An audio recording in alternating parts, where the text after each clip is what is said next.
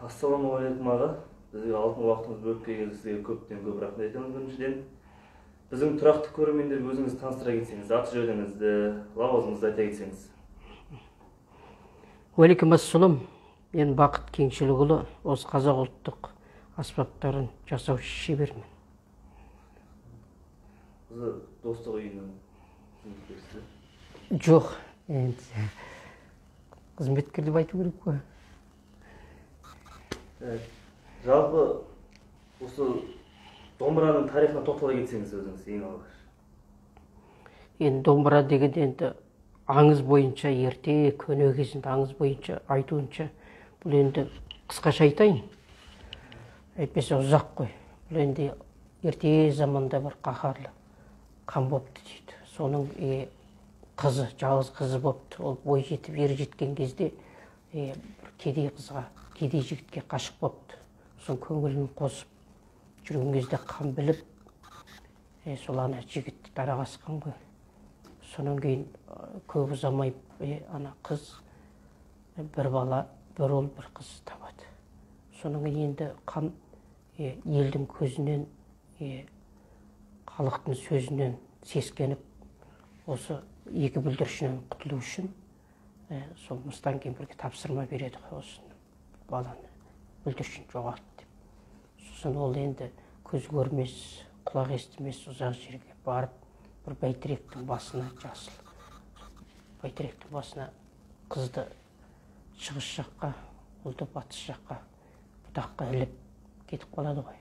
Сосын ол бала жылай, көзінен шыққан жастар ағаштың бұтағына тамшылап тамған кезде, сол ағаш қора бастады. Су ағарып, қора бастады. Сосын енді өмірін тоқтатқаннан кейін ол ағаш қурап, одан кейін ананы іздеп келеді ғой, шешесі артынан іздейді. Ол бала сосын оны қураған іші қурап, шіріп, қуыс болып қалады ғой. Содан домбыра содан пайда болды дейді. Одан кейін ана домбыраның енді пернесі сол кезде бізде ерте заманда тарихымыздың 9 тарауы болыпты. Сол 9 тарауымыз қарт жыраудың толғауымен домбыраның шанағына құйылған ғой. Сонан кейін енді бұл домбыраның шағындағы тарихтың, енді тарихымыздың домбыраның шанағына құйылғаннан кейін, енді сол шығып кетпеу үшін мойнына 9 перне тағылған екен. Одан кейін мына домбыраның құлағына елдің мына жер үшін, ел үшін күрескен азаматтарға белгі болсын деп құлағын тескен екен. Сонымен қос бұрау содан пайда болған екен домбыра. Осы тарих қысқа айтқан кезде. Тамаша. Қазақта сөз бар, жігіттің жақсысы нағашыдан, домбыраның жақсысы ағашынан деген ұғым. Сіз осыны қалай жеткізер едіңіз? Енді ол рас, ағаш сапалы болса, домбырада жақсы домбыра болады. Күмбірлеген, тамаша, құлаққа жағымды, жүрекке жылы, сондай шығады ғой домбыра. Осы орайда жалпы домбыра қандай бұйымды қолданасыз? Қолданған жөн деп санайсыз?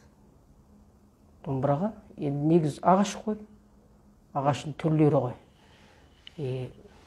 Оның сосын әшекей безендіру керек жақсылап. Сосын дыбыс, негіз көбінде дыбыс қой. Бірінші дыбыс тұрады, екінші ағаш сапалдылық. Екінші сол мына домбырамыз негізі адамзат баласындағы ең көне аспаптың бірі болып саналады екен. Қазақ халқында музыка аспаптарының ішінде жеке дараланып тұратын аспап домбыра ғой. Өз домбыраларыңызды қандай ағаштарды қолданып қазір таңда? Енді домбыра болғанда қайын, қызылқарағай, жаңғақ, емен, бук. Сосын мына шетелдің ағаштары, ябыра деген күлен, сосын кейін палисандра, ебен, тағы шырша бар ғой, шырша бар.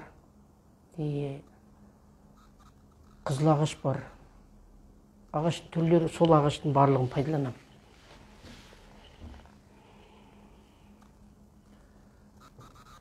Осы шеберлікті, өнерді серік еткеніңізге қанша жыл болды? Қай жасыңыздан жалпы бастадыңыз? Домбыра өнері, шеберлік өнерді. Бұны енді мен оқу бітіргеннен кейін, мына өз мамандығым бойынша жұмыс табылмады. Жұмыс істейін десем, ол еңбек ақысы дұрыс болмады. Соның ақыры осы қазақтың бір тамшыдай, осы бір өнеріне бір тамшыдай үлес қосайын деп, осыған бар ынта жігерімді сап бастадым. 95 жылдан бастадым ғой.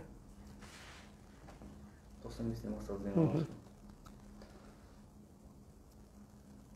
Қазіргі таңда қанша домбыраңыз бар? Оның ішінде бөліп айтарлық экземплялары бар ма? Болса қандай бағаларда?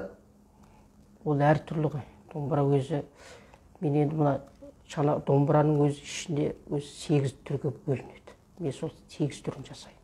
Мысалы, әншілерге, дәстүр әншілердің мына көмейінен, өзінің көмейінің үндесіне үлестіріп жасап беремін домбыра.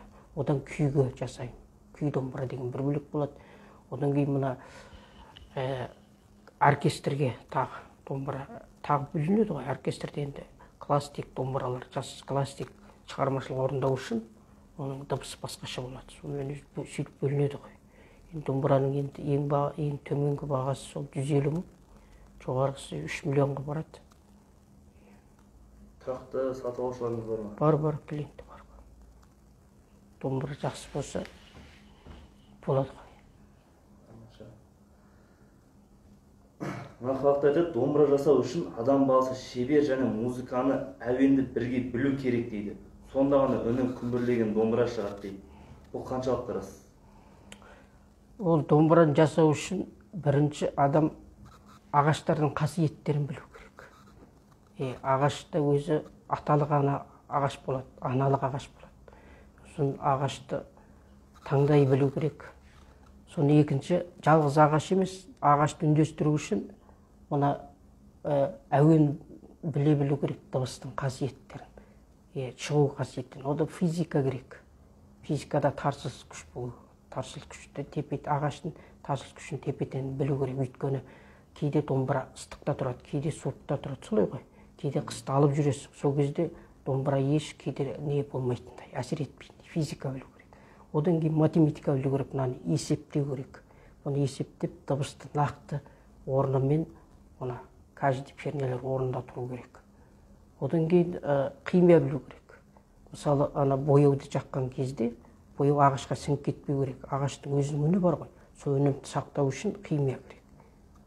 Бұл үлкен енді домбыра жасау екінің бірінің қолынан оңай келмейді. Сол үшін тәжірибе керек, шеберлікті өте қажет етеді.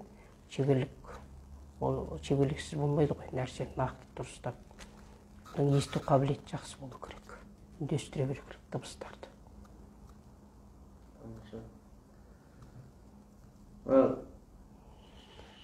Бір домбыраны махаббатпен, ілтипатпен жасағанның өзіне қанша уақыт жұмсайсыз? Енді кейде бір домбыра арнаулы тапсырыспен жасалған домбыра. Кейде бір айда, кейде бір ай жарымсыз шығады. Енді ең аз шыққанда 72 сағат қой. 72 сағат жұмыс істейсің. Ол әрбір осы домбыраны істеу үшін бар ынта жігеріңді, ниетіңді осыған көңіл бөлесің. Әйтпесе дұрыс та шықпайды ғой.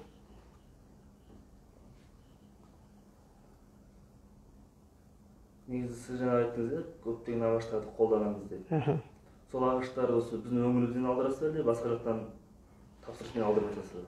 Біздің өңірден де бар, сосын кейін шетелдік, мұна шетелден де алдырды. Мысалы, Африкада, Африка, сосын мұна Москвадан келеді. Сосын мұна Бельгия, Украина, сол жерден келеді ғой ағаштарды. Ол істің ағашы деп сатып аламыз. Ол ағаштың ерекшелігі бөлек, тропикалық ағаштың өше бөлек сөйлейді ғой, домбыра. Оны сосын қайтып әкелгеннен кейін оны үндестіре білу керек. Оның сыры басқаша.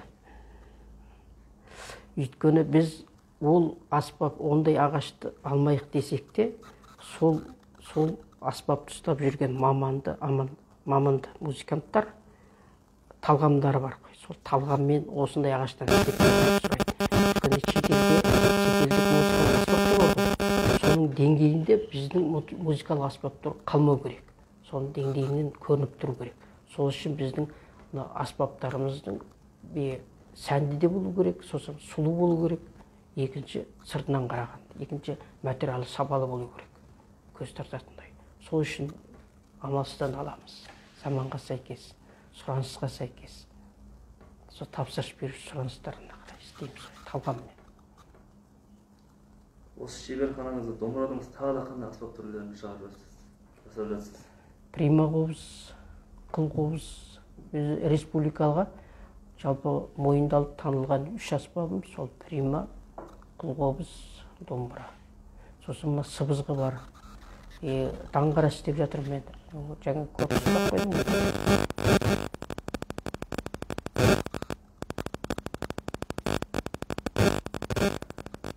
Өскелең ұрпаққа ұлттық өнер дәріптеуші аға буын тұлға ретінде айтар ақыл кеңесіңіз, өсиетіңіз болса?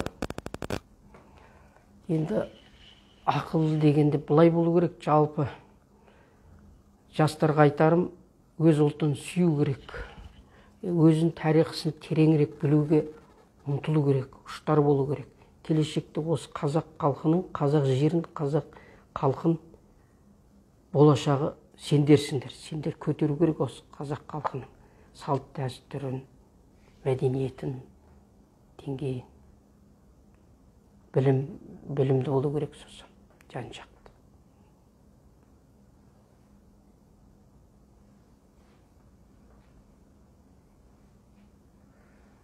Енді сізге келгеніңізге көптен көп рахмет.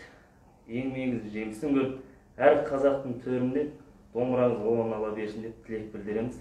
Әмин айтқаныңыз.